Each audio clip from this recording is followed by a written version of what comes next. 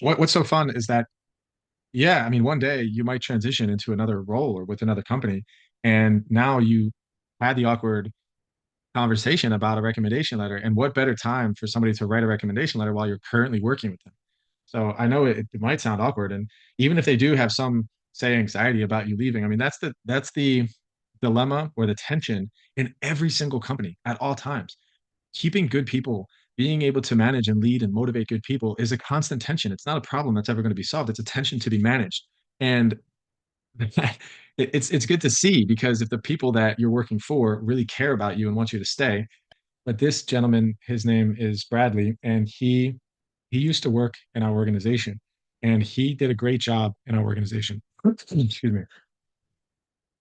And he asked me if it would be okay if he went off on his own and opened up his own business. And there was a little bit of an interesting controversy, but what he was doing was leak detection. And we always subcontracted out leak detection. I mean, we didn't do it in-house. And it's a very nuanced thing to do, is to go to a pool with a multitude of different hydraulic functionality to it and equipment sets and plumbing and piping and all different ways that this body of water could potentially be leaking. And there's specialized equipment. You'd use sonic equipment, and you'd have to test it. You troubleshoot over the course of weeks and even months sometimes to figure out where this leak is. And he was really good at it. So he left our organization. Of course, I blessed it. I said, "Of course, you've done such a great job." He gave me like a 4 week notice. He left our organization, and then a couple of years later, he asked me to write a recommendation letter for him and his services so that he could pick up new clients. And so I did it. And this is just the reason why I'm showing you this, is because not only is it good for you to receive recommendations from other people, but the best way to have the reciprocity in some of your business relationships and then within your career is to do the same thing for other people. And what I did was I made sure I had the company in which I was working for at this time, the company that I owned, and I made it professional. I made it as professional as possible so he could literally use this for the rest of his career. I mean, why not? It's good enough to use for 10 years. Again, I mentioned one of the best tools to use is LinkedIn, because LinkedIn is pretty easy to ask somebody to write your recommendation. You could ask a slew of people, and it gives you a bunch of different categories: people you've worked with, people you've worked for, somebody who's worked for you. So it's pretty cool. So we are going to start talking about these two concepts, one called contingency theory of leadership and the other one called situational theory of leadership. And in them, they're a little bit more complex than the skill, competency, trait, and behavioral styles and attitudes and obviously behaviors that we've talked about, because now we're talking about a multitude of different factors, because we take behaviors and we take traits and we take leadership styles and these kinds of attitudes that we bring to our leadership situation, which is really internalized to us, how we act, how we think, how we feel, who we are, and what style we like to adopt. And then we bring it to the situation. And when we bring it to a situation, if you're a gambler of sorts and you play poker or you play blackjack, when you go to a casino, you're working with professionals. Like, there are a lot of reasons why the odds count against you. But for those that are good at, say, understanding when things are going well and able to calculate the numbers and are good gamblers, because there's somewhat of a science to it, you're capable of assessing a multitude of different factors. And in leadership situations, it's kind of similar. The more we practice, the more we know who we are and what kind of styles and traits and behaviors we bring to the situation, the better, the more comfortable and confident we get assessing the situation around us to bring in a multitude of other variables, like what's happening here. How is this person interpreting what I'm saying or what I'm doing? What kind of situation is this? Is this a high chaos situation with lots of anxiety and ambiguity? Or is it a situation that is very task oriented, which is very simple and it's straightforward? And not only the situation, but the other people on our team and some of their competencies and some of their tendencies. These are things we have to start seeing as we get comfortable with our own leadership style. So a contingency approach to leadership implies leaders are most effective when they make their behavior contingent on situational forces, including group member characteristics. And the part that's a little bit controversial is this group member characteristics. And one of the reasons why it's controversial is because it looks at the skill sets and competencies of the group. So let's use an example. So I worked in the landscape and pool cleaning industries, and we had some pool techs that were very, very intelligent and were really talented at what they did. And they were serious about it. And they were conscientious, so they were capable of showing up on time, getting their route done, and they really cared about chemistry. They found interest in it and science in it. And if you went to one of their pools and you were, say, filling in on a day they were sick, and you cleaned one of their pools and you didn't properly check the chemicals, they would get mad at you. And so they really did care about it.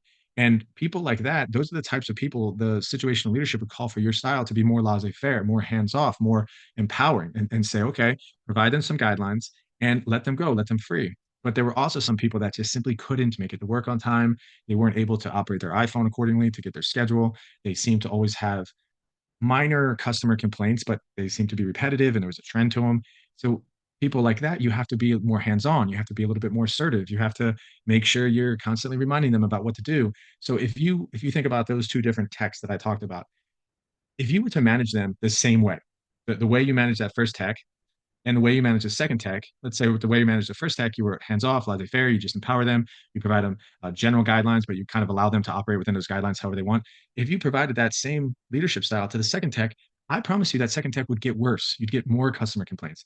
I mean, who knows? I'm not saying this of certainty. It could improve, but the reality is it's not a good approach, according to the contingency approach, to treat both of them equal, to use the same kind of leadership style in both situations. You get the idea.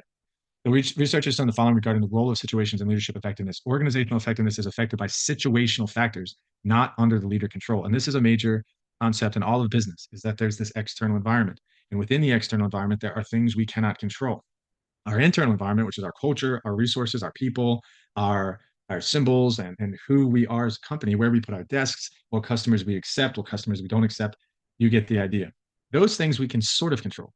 But then when you look into the task environment, which is more about the subcontractor, that's more about your customers, you have less control, your suppliers, your community, less control. When you look at the big environment, which is really the general environment, the external environment of the company, you're looking at social political issues, or sorry, social culture issues, political issues, technological issues. These are things that are completely outside of our control. And those things that are completely outside of our control are actually more prevalent at times than some of the things that are within our control. So good leaders know how to adapt to these kinds of situations. Situations shape how leaders behave. Situations influence the consequences of leader behavior. The type of organization influences which leadership approach is best. So let's see if we can find an example of this. And there's somewhat of an example here, but let me see if I can. You started working within a company that manufactures shoes. The Zappos.com. Zappos.com outsources their production of their shoes to, say, ABC Company. And you're ABC Company, and you're a manager within ABC Company's manufacturing facility. There's a good chance that because it's a mechanistic production factory, there's a lot of people doing the same thing over and over again, one would assume, is that you might be managing 30 people. The ratio to leader and manager in situations like that is pretty one leader to many subordinates, let's say. There's going to be a lot of daily structural reminders, supervision, oversight, quality control, things that you're going to have to check the box, making sure that the goals are met each day, making sure the equipment's working well. There's a lot of task related, unavoidable kinds of things that you're going to have to do every day. And there might be some turnover. You can understand that. Let's compare that to the Zappos.com creative team, who is in charge of fashion styles and creating new and uplifting fashionable shoes. And they have been designers of shoes for the last 20 years. And all of them have a creative arts degree from some highly favored creative arts institution in the US. And they all get paid over $100,000 a year, which is a good amount of money for an artist type in a situation like this. And how would you manage them compared to some of the workers in the factory? Hopefully, you would use a little bit more of an empowerment philosophy. Hopefully, you would use a little bit more of an entrepreneurial philosophy. Hopefully, you would give them broader guardrails. Hopefully, you would be okay with some of them coming in a little bit later and staying a little bit later. Maybe there's not an 8 to 9 to 5 or an 8 to 4 practicality to the work. Maybe they can work at home. You can see how the organization and the types of people that work within the organization and how you would manage them differs. So another example to consider is in hospitals. So for whatever reason, this is bothering me. I got to move this up. Okay, there we go. If you are a operations leader, a CNO, a chief nursing officer within a hospital, you have to say manage and oversee nurses that have been on staff for a long time, and say they're lead nurses, supervisor type nurses, and they know how to lead. They've been doing it for a while, and then you have brand new nurses just out of nursing school. So even in a context like that, you would see how you would be hands off with some of your veteran nurses, and you would be more hands on with some of the nurses that are new to nursing. So you get the idea. One of the interesting concepts with this is that it's kind of funny, but the least preferred coworker scale measures the degree to which a leader describes favorably or unfavorably an employee with whom the leader could work least well. And this is trying to discover if we're more relationship motivated leaders or more task motivated leaders. And these two factors, relationship motivated and task motivated, should sound familiar to you when we're talking about consideration and structure, initiating structure and consideration. Very similar. But here we're breaking down relationship motivated and task motivated leaders. And the reason why is this: if we have a tendency towards one of these, either relationship or task, and the science here says we do tend to favor one over the other, we have to consider how that style can be constructed in whatever situation. And one of the ways they do it, if you ask yourself on your team, say you have 10 people, and some of you might have this team or this situation now. I want you to close your eyes and think about the person on your team that is the least preferred coworker. It could be a coworker, it could be a subordinate, it could even be a boss. You're just thinking, man, this is the least preferred. Everybody else is easy to work with. This person is kind of challenging. If you rate that least preferred coworker on a scale of favorable and unfavorable, on the scale of five, being really, really, really favorable, really, really unfavorable, the people that are more relationship motivated will rank that least favorable person about in the middle. Like they're sort of graceful to the least favorable person. They're sort of understanding and they're a bit more compliant with them, and they're okay because they have a relationship with them. Or they're not going to say they make excuses for them, but they care a little bit more about them. The task motivated leader would likely rate them because they're very task motivated and they're considered the least preferable coworker. The task motivated leader would rate them highly unfavorable, like all the way on the five of unfavorable, the one on unfavorable, whichever way you look at it. So that's a good understanding of how you would gravitate more towards relationship motivated or task motivated. I tend to be a little bit more task motivated in my leadership, as I mentioned, than relationship motivated, but I can adjust. So you can do the same of trying to understand yourself. The relationship oriented leader should be able to work well with somebody who is not very favorable. Let's put it that way. Leadership situations are classified as high, moderate, or low. So this is where it gets kind of complex because now you're looking at your personal style, which is task or relationship oriented. And now you're looking at situations where it's high, moderate, or low control, meaning how much control do you have over the situation? If you were to inflict some kind of variable into that situation, whether it be your strength, your intellect, your organizational skills, how much of that situation would you actually be able to control? You have a high level of control, a moderate, or low level. So more controllable situations are viewed as more favorable for the leader. Control is determined by three dimensions: leader member relations. How well is my relationship with the group members? Task structure, clarity of procedures, goals, and evaluations. What do my employees and my staff know what's going on? Do they know what to do? Do they know what their role is? Is it clear? Have they been trained on it? Are their job descriptions? What does the hierarchy look like? This is task structure versus power position. We've talked about power position. I love how some of this stuff starts to click as we start going through this course. You know what power position is: the extent of a leader's authority to hire, fire, discipline, grant salary increases. This is the formal power. Okay, so now let's look at this model. We'll get to the model in a second. Task motivated leaders perform the best in situations of both high control and low control. So task oriented leaders, if they have very high control, they perform well. If they have very low control, they perform well. Relationship motivated leaders perform best in situations of moderate control. The 8 situations result from each of the 3 situational variables being classified in one of 2 ways: good or poor, high or low, or strong or weak. I know I'm reading some of these bullets, but it all makes sense in a second, and I want to make sure that this clicks for you. Relationship motivated leaders, if this is you, achieve higher productivity in moderately favorable situations because they can work on relationships and not micromanage. That's a big deal. Okay, so let's take a look at this, and then there's one more graph after this. So we know now what high, moderate, and low levels of control mean. The one in the middle, it says the amount of situational control by leader: high, moderate, and low. And at the top left, you can see that task motivated leaders perform best when they have the most control. So obviously, if there's structure and they have control, and the task oriented leaders, they take the wheel and they run with it. If it's really low structure and low control, task motivated leaders tend to take control as well. So, there's no control and there's really high control. Task oriented leaders go. In the middle, and again, this is kind of repetitory, relationship motivated leaders perform best when they have moderate control, better than task oriented leaders when there's moderate control. And one of the reasons why task motivated leaders perform best when they have the most control is that leader member relations are good, task is well structured, and leader has high position power. In the middle, both favorable and unfavorable factors are present. If you're a relationship motivated leader, you can manage through that. And on the bad side, on the low side of control, leader member relations are poor, task is poorly structured, and leader has low position power. Okay, so this is the one that hopefully, I know there's a lot of boxes here, but let's see if we can have this make sense. So think about in in the best case scenario where leader member relations are good, people are getting along, there's not a lot of relational tension, there's not a lot of emotional stress, and task structure, people know what they're doing, they know their position, they know their role, is high. This is an ideal situation that we want to create and an ideal situation that our employees want as well. Position power for you as a leader is strong. You do have the ability to hire, fire, pay raises, take away raises. We have formal power above the people on the team. Things are great. The situational characteristics, are good, things are driving good. As you start moving down this list, as leader member relations go from good, good, good to poor, poor, poor, things start to get a little crazier. As task structure goes from high, high to now low, low, things change. As position power goes from strong to weak, it changes as well. So let's kind of work down this list. Let's go to 4 for a second. Situation is getting a little different. So things are changing. Leader member relations are still good. That's a good thing. But task structure is low. Things aren't very clear. The position power is weak. We have a problem. There's things are starting to break down. It's not good. And let's go all the way to 8, where the extreme would be leader member relations are poor. People are not getting along. The task structure is low and the position power is weak. That's a terrible situation for a leader to be in. Again, if you find yourself in a situation where leader member relations are not good, the task structure is low, and the position power is weak, a good thing for you to do in that situation would be to be task oriented. Task oriented leaders tend to perform best in those kinds of situations. Relationship oriented leaders tend to perform best at 3, 4, and 5, whereas task oriented leaders perform better with 7 and 8. Task oriented leaders perform better with 1 and 2. Maybe that makes sense. But I want to pause for a second because I know that was a lot talking about task, talking about relationship, we're talking about situations. Does anybody does anybody have any questions with that? I know we got kind of dynamic there.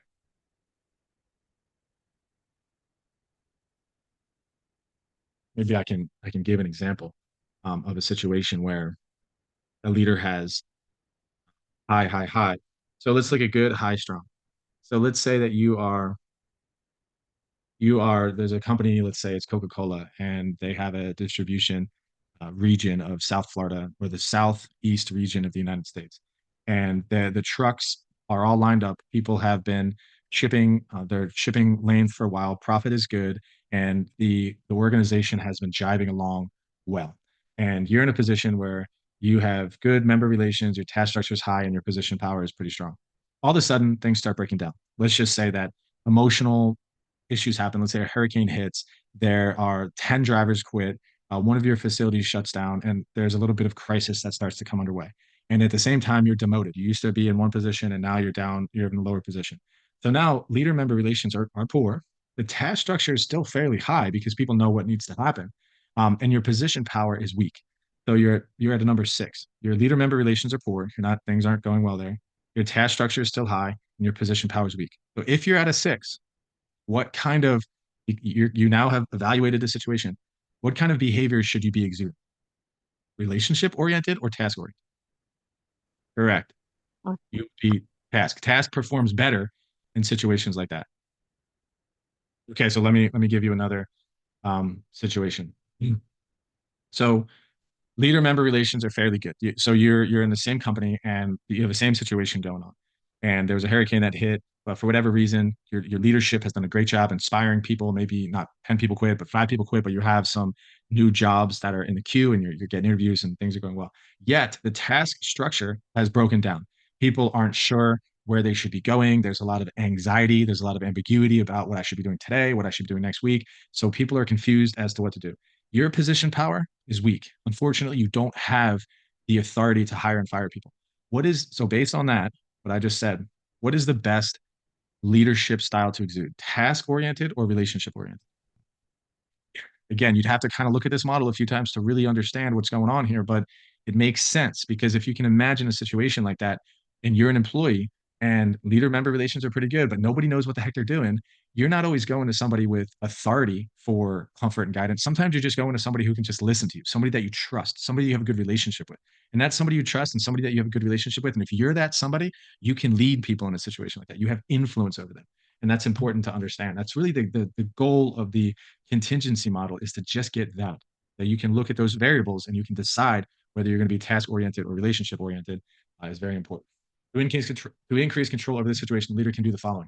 So we're trying to now increase control. Let's go back to this model for a second. You see, we have less control. Things are getting wild. Improve leader member relations by means such as taking an interest in the welfare of group members and being a nice person. Increase task structure by engaging in behaviors related to initiating structure, such as providing deadlines and written instructions. Exercising more position power by requesting more formal authority from higher management. That's important. That's when we don't have control over a situation. Those are certain things that we can do to help. So Fiedler's contingency model is really what we're talking about. His work prompted others to conduct studies about the contingency nature of leadership. The model has also alerted leaders to the importance of sizing up the situation to gain control. And Fiedler pioneered and taking into account both traits and the situation to better understand relationships. I know it got sort of complex when you see the situation and the traits, because the traits, remember when we looked at that least preferred coworker and you rated that least preferred coworker, that rating scale isn't great because you're just looking at one person and you're rating them on a scale of 1 to 5, but it at least gives you some assessment to tell whether or not you're more task oriented or relation oriented.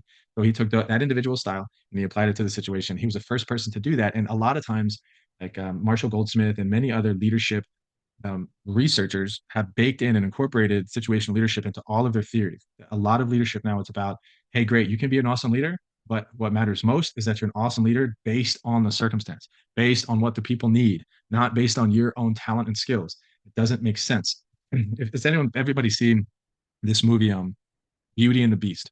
You think about Gaston, and some of you immediately understand this character. He's very competent. Gaston is strong, he's confident, and he's a leader, and he's got this little minion that follows him, and he's capable of galvanizing his crew around going a place. But obviously, he's very narcissistic, and he's extremely, he's got a big head. But the reality is, what he's not good at is realizing that there's certain ways and behaviors that he should be acting contingent on a circumstance. So he's not capable of taking his own assessment of the situation, and that's just one way of looking at. He is very, very poor situational analysis, and there's certain things that he doesn't do. Versus, I guess, the real, leader in that, the self-sacrificial leader, would be the beast, and he obviously tones down his beastness in order to be delicate to the beauty, to Belle, and he is capable of being strong and competent and fierce, but at the same time also realizing when he should tailor back and be less aggressive and less assertive. I'm really surprised I just drew out a Beauty and the Beast reference for those two styles.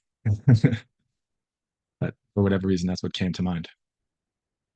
This has been one of these theories that has changed me in a lot of ways, because my tendency usually is to respond based on who I am and not what the situation requires. So I try to thrust myself into controlling the situation as opposed to adapting myself in my leadership to the situation, which is much better. So now we're moving into something called path goal theory. And I'm pretty sure in this class, if you remember, I showed you the video of the elephant and the rider. And if I didn't, I'll just quickly lay it out there. The elephant is the emotion, the rider is the rationale. So the elephant's this big, giant, emotional creature, but the elephant is strong. The elephant has energy. The elephant can carry people a distance, equivalent to emotion. And the rider, who's a human being, is the rational. The rider directs the elephant. And the goal of the leader, in order to inflict some kind of change or to get people to do things, is to provide them with a goal, to provide them with a path, like to be able to, at the end of the path is the goal treasure. And as you go down the path in goal theory, what goal theory suggests is you have to remove obstacles along the way. So inevitably, as you're venturing down this path with a rational being and an emotional being, being the same person, because every person has a rational emotional side, you have to be able to, as a leader, present the path, remove obstacles, and keep them going. And that's what path goal theory is all about. And again, it's not a very simple theory, but let's unpack it.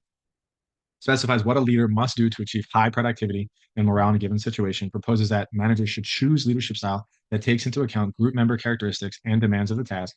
In general, the theory claims the leader who attempts the clear to path the clear the path to a goal for a group member tends to find the group members job satisfaction and performance increase. I mean, it's obvious.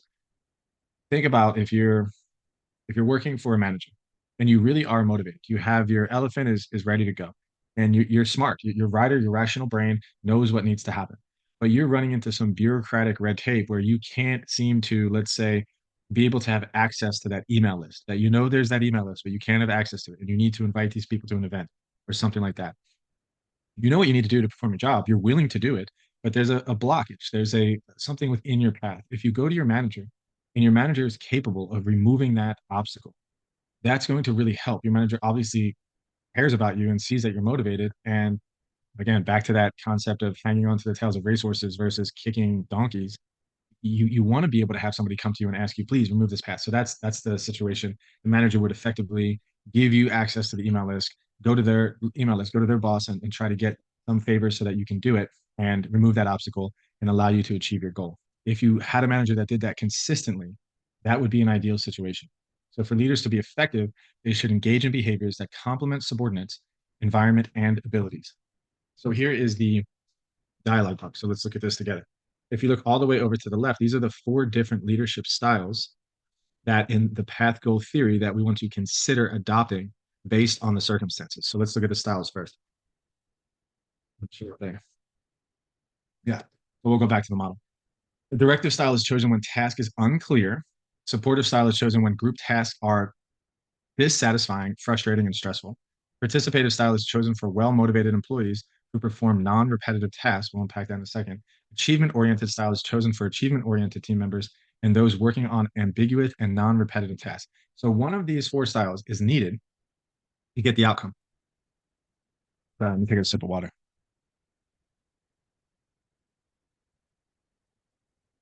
So the outcomes is productivity, producing things on your team, or a morale increase, one or the other. That's the two different things we're looking at. And then the two what are they're called? Mediating variables. If you can see this concept right here, well, this concept here means it's mediated. This is independent variables. These are dependent variables. So nothing's impacting these variables. You get to choose these. They're independent. That's the whole point. And then they're mediated, meaning they're strengthened by or reduced by the demand of the task and the characteristics of the group members. And the dependent variable, which is based on which one you choose, the directive, supportive, participate, achievement oriented. And these two mediating variables is going to determine the outcome. So you get to pick your independent variable. Then you get your mediating factors is the characteristics of your group members. What are their skills, competencies, tendencies, all that kind of stuff. And then obviously the demand of the task. These are the situational variables that you as a leader need to be aware of when you pick one of these styles. Again, not the easiest thing to consider in, let's say, the tense situations, but it's something that needs to be thought about. So let's go to the supportive style is chosen when group tasks are dissatisfying, frustrating, and stressful. Think about that. If you're in a situation where it's hot and you're needing to build a shed in somebody's backyard, and you work for a company that's a contractor, and this contractor specializes in building sheds, and here you are on the front line, it's 11:30 and it's almost lunchtime, and you're sweating, the whole team's sweating, and you struggle. Obviously, you're not producing as much as you want to produce, so the leader has to realize that what's more important, morale or productivity. So a supportive leader would say, okay, this is tough, it's hot out here. Let's go ahead and take lunch a half an hour early. I bought everybody Gatorades, and let's relax and kick up our feet. If we can take a 30-minute lunch, get some Gatorades in us, and if we can kick butt after lunch from say 12 o'clock to 2 o'clock, we can end our day at 2 o'clock. How's that sound? That's a supportive leader. So in a situation where it's hot, in a situation where people are working hard, and you can sense that the morale's low and it's 11:30, if you were to use a directive style and choosing is chosen when task is unclear and say, hey, you need to get back to work. Why are you sitting over there? It's not break time yet.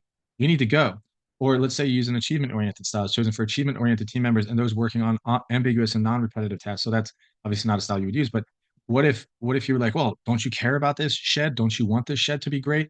Shouldn't you want to build sheds faster and quicker? And you need to be more ambitious with your career. Would that help in a situation like that?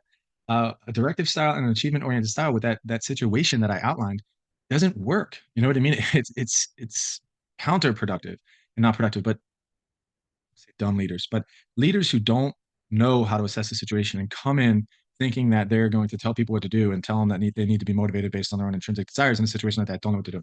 But of course, when you look at the supportive style, when you look at the participative style is also another style to consider in that same situation. 11:30, it's hot, it's almost lunchtime.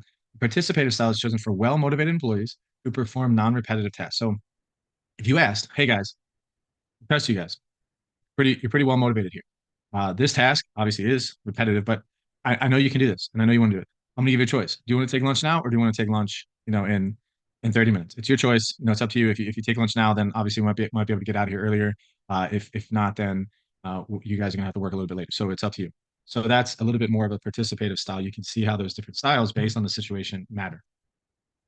Okay, I like these slides because it talks about practical steps we can do to inflict or to use this path goal theory. Activate group members' needs over which leader has control. So what does that mean? How do we activate group members' needs over which leader has control? So needs like, hey, I can control whether or not we take a break or we don't take a break. I can control whether or not I get you a Gatorade or I don't get you a Gatorade. What I can't control is whether or not you choose to pick up that tool and get back to work. Like that I can't make you do that. Increase personal payoff to team members for attaining work goals. So this basically that is a perfect example, that statement of if we can get if we can take lunch now, we can get out of here at 2 o'clock if we kick butt after lunch. Because now there's a playoff, there's a personal playoff that I'm giving you. We can leave early for those of you who've worked construction and it's hot in the afternoon and you know that you can if you can kick butt for 2 hours and be super productive and get out at 2, that's a good deal. I'm in. Like I'll work for 2 hours for that. But if I know that I'm gonna stick around till 4 and why would I work really hard the next 2 hours if I know I'm gonna be here for 4 hours? I'm probably gonna move a little bit slower. Make the path to payoff easier by providing coaching and direction. If you hang out with them and maybe you help them out a bit and maybe you coach them towards their goal and you give them some more direction, that might help too. Clarify how effort will lead to good performance and how performance leads to reward. Talked about that already. Reduce frustrating barriers to reaching goals. Hey, here's some Gatorade. Here's a tent that you can go in or a like shade cover. Or hey, why not jump in this client's pool because they're not home? Let's just go ahead and jump in their pool. Whatever that looks like. That's a joke, obviously. Reduce frustrating barriers to reaching goals. Obviously, maybe you give them a fan. Maybe they're missing a tool. Maybe you go bring them a tool and you demonstrate that you're capable of helping them achieve their goal by making it easier to lay this plywood or whatever that might be. Or let's just say that again, the temperature is really hot. That's why it's difficult. So it's a barrier to achieve your goal. So you give them a tent and a fan, it makes it less hot. Therefore, it's easier for them to achieve their goal. Increase opportunities for personal satisfaction and group members perform effectively.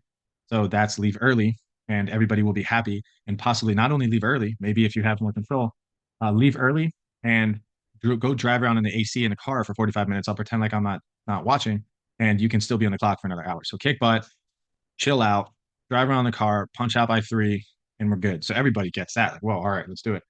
Do not irritate people by giving them instructions on things they can already do well. That's pretty obvious, especially with this example. If they know what to do, they know how to do it, and you're just there yelling at them and telling them to do more of it. It's kind of like the analogy of in order to get somebody to do more, you can turn them upside down and shake them, like get more change to come out of them. I mean, that's a crude analogy, but leaders with positional power, they can use coercion and get people to do things, but it doesn't really work in the long run. It doesn't help with the situational theories that we're talking about. And there's one more. Let me move this up. Provide structure if it is missing and supply rewards contingent on adequate performance. So that's pretty obvious. If structure is missing, meaning they don't know what time they're going to punch out. They don't know what time they're supposed to eat lunch. Maybe they don't know where they're supposed to go at the end of the day. Maybe there's some ambiguity about whether the shed is located in the back left of the property or the back right of the property. You can reduce that ambiguity and answer some of those questions. And when you do answer some of those questions, that's going to help them achieve their goal. All right, this is one of my. So we talked about contingency theory, and then we talked about path goal theory. Now we're going to talk about leader member exchange theory. This one is a little bit more, it's less esoteric. It's easier to understand, and it's a fun one to think about because all of you have experienced this as a subordinate or as a team member that works for a leader. And as I explain it, you'll understand why. So I actually studied this construct in my doctoral degree, and I found it extremely fascinating. So here's what happens. Somebody's leading you, and what's happening, say they're leading 10 people. They are in charge of a team of 10 people. What's going to happen is over the course of having leadership duties over those 10 people, they're going to form what's called an in group and an out group. The in group is going to look like this. So I'm the leader. I come into the office in the morning and Jim is in my in group. And I come in, I say, "Hey, Jim, how you doing? How was your weekend?" It was good. Claude, thanks for asking. All right, awesome. Well, I'm going to go head to my desk. I just wanted to come say hi before I went to my desk. And that's about it. And Jim's on my team. He's in the in group. And then let's say Jerry is in the out group. And on my way to my desk, I'm also seeing Jerry. And I go to Jerry and I give him a head nod. I go, "What's up, Jerry?" And I just keep walking to my desk. So over the course of leading them, and let's just say there's other interactions. Let's say I'm bored for lunch. I have a little bit of downtime for lunch. And I walk right past Jerry's office and I go to Jim. And I say, "Hey, Jim, you want to go grab a slice of pizza?" And Jim and I get up.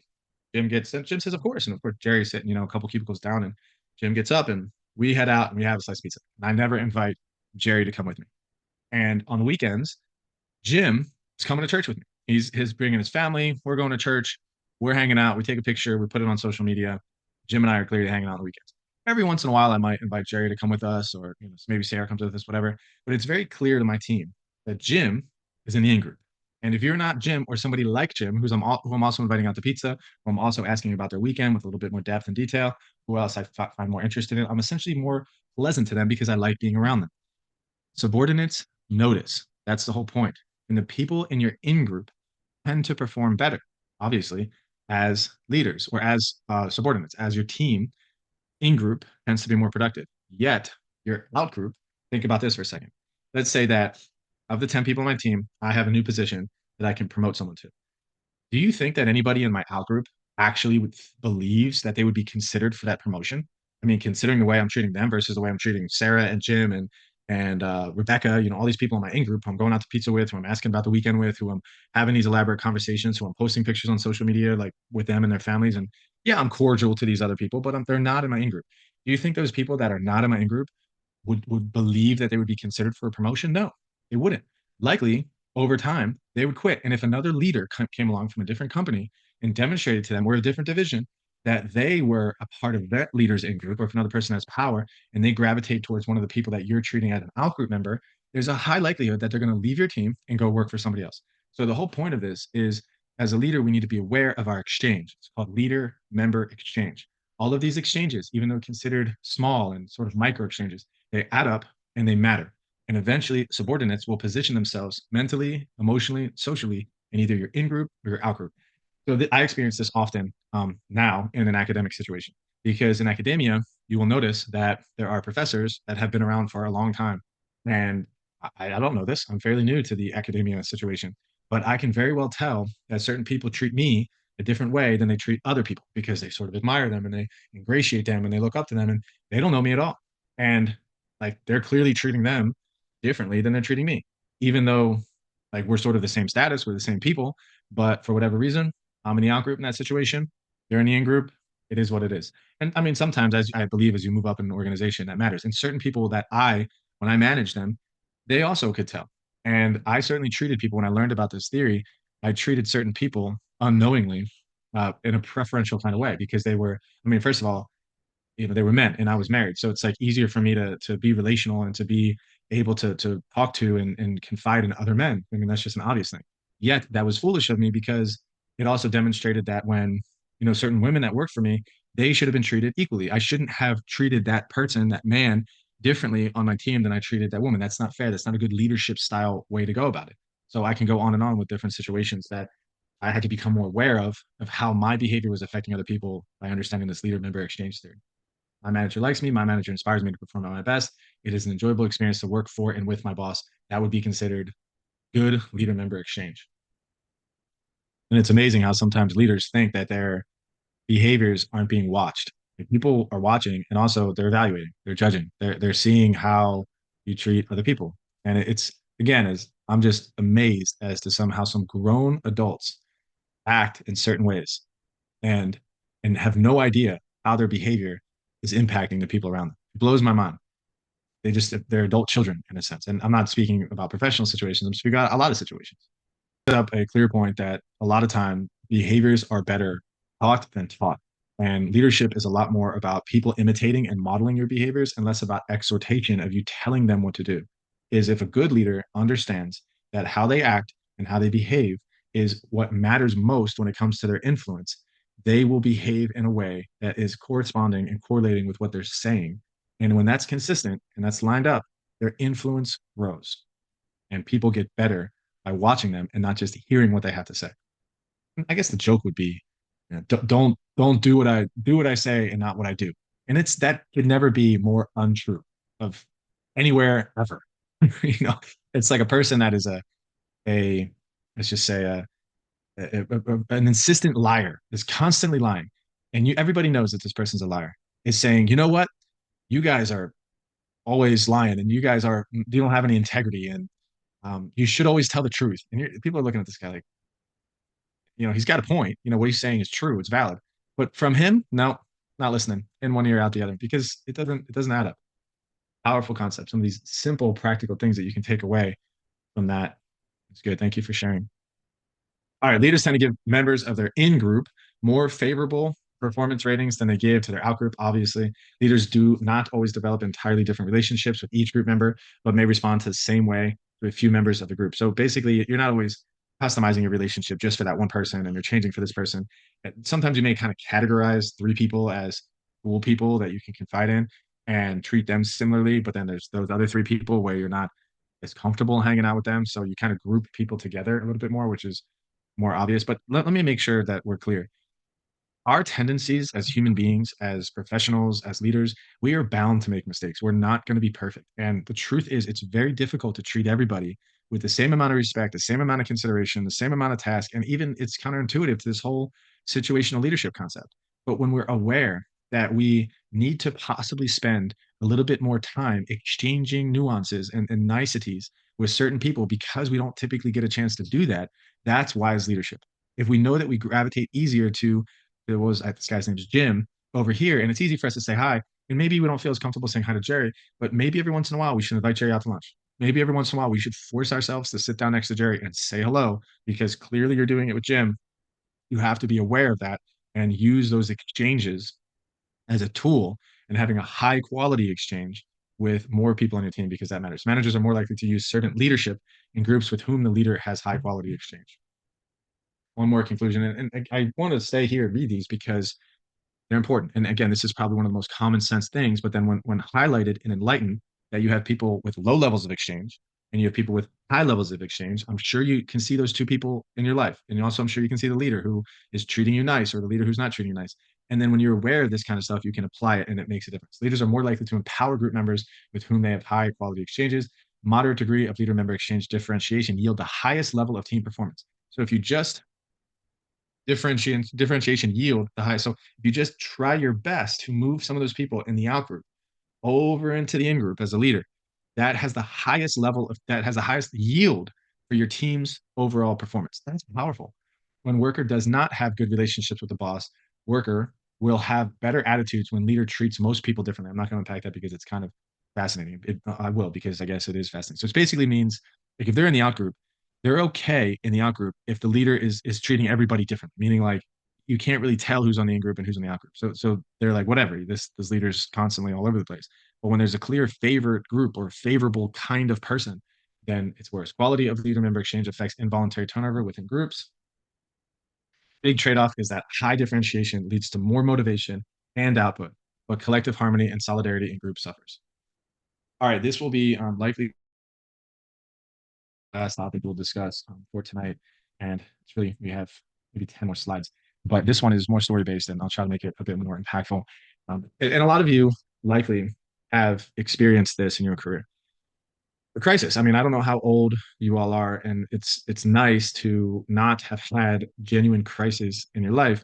But me, I have. I've had a multitude of leadership crises, and I think they've really produced the man you see today and the leader you see today. And I'm proud of that. And here's why. One of the biggest crises that I believe that I faced as a leader with this company that I led as the president was in 2017 when Hurricane Irma hit the Keys. And if you all are from South Florida, you sort of remember that most, if not all of our client base was in the Keys.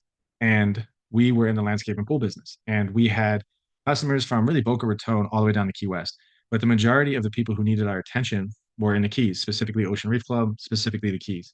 And the hurricane absolutely destroyed it. I think it was a category 4, category 5 in certain areas. And it just crushed the Keys. And everybody needed chainsaws and tree crews and backhoes and skid steers. They all needed serious work on their house to just be able to access their driveway, just to be able to get the tree off of the roof. And it was a crisis because not only were our customers in serious need, our employees were also living in the Keys, living in Homestead, and they too were in need. So we were short-staffed. We had employees who needed help, who had no electricity, had no running water, and who had trees or their house was possibly destroyed. And the next day, first of all, when we were leading up to this potential crisis, we were prepared. And we had a building in Florida City, which we still own, that was a fortress. It's built in like the 1950s, and it was solid concrete, and it wasn't going anywhere. We knew that this building was hurricane proof, industrial building, uh, industrial grade material, and super heavy. And it had a wind tunnel, so the wind can get through it no problem. And so we allowed staff members who were living in infected areas to be there. And we had two kick-ass power generators, and we rented a bunch of equipment prior to the storm. And we had no idea what was going to happen, but we were prepared. And we also had a text message alert system that we were able to speak with all of our employees via text message at all times. And I was very thankful I had an HR person kind of help me prepare with those communication channels with employees before this crisis. So that morning, I woke up, probably got 2 or 3 hours of sleep because the wind was so crazy. I was living in Dadeland at the time, and I had to figure out a way to get to work. My father could not get into work because he lived in Coconut Grove. There's no way he could get into work. And all I was doing is I was on the phone with my dad first thing in the morning, on the phone with some of my operation leaders first thing in the morning, constantly on the phone, driving into the facility to see how people were doing, what's going on. And I encouraged people to take care of their personal business and then come to work. Like it was sort of one of those things like, hey, if you can get to work, let's do it. As soon as I got to work, there was two or three other landscapers there already. And I was like giving them big hugs, like, "Oh, you good, man? What's going on? Everything good?" And they're like, "Yeah." And I said, "You guys ready? Let's go. Let's go out into the field. Let's see what's going on." And obviously, I'm on the phone all day too. And but the goal was to simply get to where our customers were. And so we had a bunch of chainsaws, and I was driving a company truck, and we took whatever trucks we could take out of the operations facility, all of the chainsaws that we had, and we had to cut a path down Cardstown Road just to get to Ocean Reef. We had parked our tree truck in front of the gates of Ocean Reef because they were afraid that with the crisis that Ocean Reef Club did a really good job managing this crisis too, by the way. But they were afraid that with the hurricane that people were going to try to ram the gates of Ocean Reef and come in and loot the place. So they had parked industrial trucks in the front just to make sure that couldn't happen. One of our industrial trucks, they asked us to park it there, and we are like, "Oh heck yeah!" Right in front of the gate was our huge big tree truck with a boom and a chipper and all this kind of stuff. So we were ready to go. All we needed to do is get down to that tree truck so that we can start using that tree truck to clear paths on the road. And we were one of the first people down Card Sound. We had to cut our path down Card Sound. We got to the gate, we got to the street truck, started it up. And for the next, gosh, it must have been the next 3 months, we were in full blown, 15-hour days, 7 days a week, cutting trees, servicing customers, anticipating calls. And we had to really create a brand new organizational structure to execute on work. And so that was the crisis at hand. Sorry, it took me so long to set that up. But the question remains is how does a leader act in a situation like this? What are we supposed to do? What do we want to see in other leaders? And what should we be exuding as leaders in crisis management and crisis situation? And we're going to talk a little bit about that. And I'll just tell one brief story because I don't want to forget it. In a situation like this, you have a real opportunity as a leader to bring people together. The first thing that I did when administratively we were able to get back into business, because it really we couldn't really have like say all hands on deck meetings or anything like that until like day three when people could actually come to work because a lot of people couldn't even get to work because it was such a mess. So day two, day three, we would have an all hands on deck. We'd get in the office. We'd talk about what we're going to do. And the first thing that I scheduled, I said every single employee of the company, we need to get all of their personal phones. We need to ask them to get onto a call just for 5 minutes, whatever. And the first thing we did on the call with them is we said a prayer. And I said, who is in need? Like, who needs something? And there was only like two or three people who really needed something. And all of our resources, it makes me emotional thinking about it, was delegated specifically to that person. Like, the entire company was like, we got your back. We went down there, we cleared out whatever they needed. We gave them a car that they can borrow. We helped them, we brought some water down there, whatever they needed. We gave them a place to stay, whatever they needed, we did it for them. Because in those moments of crisis, people remember that kind of stuff. So if you were ever in a crisis in your life and somebody came and helped you, or your company supported you, those things are so meaningful. I mean, your boss can be mean to you. Say your boss did something really extraordinary in a time of need, or you were in a time of need, and did it in a way, in an authentic fashion. It was really helpful. You needed to that. Let's just say 6 months later, he was a jerk or she was a jerk to you, and she said something mean. It's like whatever. You know what I mean? You almost get 5 or 6 forgivenesses because you've done that one amazing thing in a time of crisis. I'm not saying it's excusable, but I am saying that in times of crisis, you could really lean in to doing those extraordinary things, and you can get a lot of value out of that for your staff. I'm sure you guys understand that. One other quick thing, because obviously I'm trying to relate this to real life, is that we had a manager who was she was the route manager for all of our pool routes, and she was managing about 20 pool routes. So it's a lot, but she had a lot of other managers working underneath her. And after about 3 weeks of that intensity, which I was talking about, she just blew up like emotionally. She just had so many bad things to say. She called me on the phone and she just lit into me, you and this and that, and you're terrible. And I never really liked working for you and all this kind of stuff. It was so negative. It was so bad. And I fired her on the spot. I mean, I probably shouldn't have fired her on the spot, but I said, listen, I don't need this. Your team doesn't need this. The company doesn't need this. You're fired. Like, see you later. You're done. Don't come to work. And that's it. And it was tough. It was really hard. But in a situation like that, her true colors came out. Like she couldn't handle it and she really lost it. And yeah, she was under some stress and all this kind of stuff. And I tried to give her the benefit of the doubt, but this wasn't the first time that she was acting emotional. But the point being is when squeezed, when pressed like that, you can also see what subordinates are in it for what reason. Like you can see if people are mission focused or selfish. And this particular situation, this person was being very selfish. So about 3 or 4 weeks after I had to fire her, she actually came back and we made amends and went out to lunch and I forgave her. She said she's sorry and I said I'm sorry for whatever I had done and she ended up started working for us again, but she was not in a management position. No longer would I bring her back to a management position ever again because of those kinds of behaviors that she exuded. And that was the best thing that happened for our company because we were able to promote somebody that was a better manager, was capable of leading. And what she was really good at is she was good at the task. She was capable of cleaning pools really well and she had great relationships, but she didn't want that management position. And anyway, so that was a good thing for our company. Our company was really built based on the leadership during that crisis. The next 4 or 5 years of growth in our company was because of that crisis. We figured out what worked, we figured out what didn't work, we figured out what people were loyal and committed, we figured out what people weren't loyal and committed. So as you can see, there's a lot of benefit that can come from leading during a crisis. Okay. Effective crisis leadership ensures that a business is prepared before a crisis emerges and successfully navigates its response and recovery. Crisis leadership attributes and behavior are divided into those emphasizing relationships versus those emphasizing tasks. A lot of time during crises, we need both, right? We need relationship and task, but a lot of time task is what tends to emerge as more important. So crisis leadership attributes and behaviors with a relationship emphasis. This is what it looks like during a crisis. Be relationship oriented, communicate widely, display optimism, build relationships, display sadness and compassion. This is a big one. So we have this hurricane that hits, and I'm worried about where's our equipment, where's our resources, is our building standing, are our customers going to fire us, are we going to have to shut down our business because we can't operate anymore. I'm worried about all this kind of stuff, so I'm thinking about the organization, and is that right for me? I have to take a step back and say, wait a minute, some of our employees lost their house. So some of our customers are in a really bad place, and I have to have a moment, at least a moment, before I get to work and start trumpeting away and start leading the company and say, man, this sucks. This is not fun. This is tough. And I need to have a moment, just a moment. Joke for me. It's like, I have a feeling every once in a while, but the point is, if a leader can't exude that sadness and compassion authentically, that you're going to struggle because you can't connect with people because some people are really hurting. Stay calm and provide stable performance. Give recognition for accomplishments. That's a big one. Promote psychological safety. So, what is psychological safety? Psychological safety is something I hope to promote in this class, and hopefully, I know it's tough to do online, but it's an environment where you feel as if you're not going to be condemned for what you say.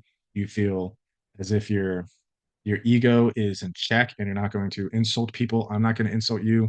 And you can talk freely and openly. And when you talk freely and openly, you feel safe and you don't feel condemned or you don't feel judged or you don't feel insulted when you talk and when you participate. And it's the same thing for organizations. Do I trust the people with my vulnerabilities? Do I trust the people with my time, energy, and effort? And what if I do something nice to them? Are they going to do something nice in return? Or am I just giving of myself and being taken advantage of? All of these things contribute to psychological safety. And as a leader, especially in a time of crisis, psychological safety is very important. All right, task emphasis. Be decisive. When we were driving into work that day and I was talking to some of my leaders, I was very clear. I wasn't saying, hey, we're not going to be in work today and everybody can kind of stay home or whatever. I was very decisive that if you could come to work, come to work. I need your help. Let's go. I was decisive. I was decisive about what I was going to do, and I was decisive about what I wanted other people to help me with. And that decisiveness gave people clarity. They didn't know, we gave them an answer. I was decisive. Practice leadership accountability, personal ownership of leadership role. Think strategically, see the big picture, strive for a unified effort, divide major problems into smaller chunks, avoid a circle of wagons mentality, delegate authority where appropriate. I'm going to go for this divide major problems into smaller chunks. Hurricane hits. We got a construction company, pool company, and a landscape company. Specifically, when a landscape company, it needed more effort. So it was very clear that we needed some laborers because construction work wasn't going to happen for a while from the construction company to come over to the landscape company. And we divided up into 5 or 6 different units. And each unit had a certain number of resources. Like one unit was specifically resources were big machines. We had front end loaders. We had skid steers and backhoes. And that was a unit. And that unit was meant to delegate their resources over to the different chainsaw crews. So we had chainsaw crews, we had equipment crews, and then we had salespeople who would call the owners of the customers and take pictures and videos of their house and be like, hey, here's what's going on at your house. Just want to touch base. Let us know if you want to do anything. Here's our billing rates. Like trying to get them to at least verbally commit, or sorry, not verbally commit, through text message or through email to just say, yes, I confirm. Yes, you can take this off. And if they just said yes, we go ahead and do it. We bill them afterwards. We keep track of it, like this kind of stuff. So we were dividing and conquering in a very productive, efficient way. I mean, I'll just share the first, I know this is tough to say, but even during this crisis, for the first week, they were able to run that tree crew, run the chainsaws and remove stuff. We billed like $60,000 in a week because we were so intense and so focused. And it was a lot of work. I mean, it was 6 weeks worth of work, really, for not 6 weeks, maybe like 3 weeks worth of work in one week that we're able to do because we were so focused. And anyways, so that's what that's the good that happens when you have a divide major problems into smaller chunks mentality as a task-oriented leader in a time of crisis. Reestablish the work routine. That's important. How do we get back into this rhythm? I know things are tough. I know that say COVID hit, people are scared. Coming to work is hard. Stay home, but eventually let's start thinking about coming back to the office. Let's start thinking about what time we're waking up in the morning. Let's start getting back to the gym. Let's start getting back into our routine so that we can continue to do what we do best, which is run this company, produce these products, whatever it is that we do. And truly, I believe this is not science; it's a little bit science. That we were meant for some kind of path goal theory. We have to be working towards some level of initiative to produce positive emotion. Positive emotion tends to occur when we are moving towards a goal. So let's say today your goal was to learn something new in the class, or let's say your goal is to turn in your 2 letters of recommendation and get to sleep by 9 o'clock tonight. Let's say you had a good class tonight, you listened. During class, maybe you finished your last recommendation, you turned it in, and now here we are done at say 8:10, and all your lights in your house are off, and instead of turning on TV, you get in bed. So now at 8:20 when you're in bed, you get some positive emotion because hey, like you've met some of your goals. Negative emotion occurs when you're not able to do any of that. Like you were distracted during class, your kid was upset. You instead of going to bed at 8:30, you caught some silly show on Netflix and you're up till 10:30, and you only finished half of your assignment and you're hoping to turn it in tomorrow morning, and maybe I'll send Mr. Kershner an email explaining that I was undisciplined last night and he'll help me out. And that produces negative emotion. So all of that to say, as a leader, it actually is a gift for some of our subordinates to get them back into a work routine where they can start achieving goals, they can start producing again. And when they feel as if they're producing, then positive emotion kicks in. And you as a leader, you can control that. Prevent the crisis with planning. We talked about that. Be a transformational leader. We know what transformational leadership is. I think that's really important, especially in times of need. Leader in action. Yeah, let's get that evidence-based leadership, and then we're done. We'll get into ethical leadership next class. Um, but evidence-based leadership.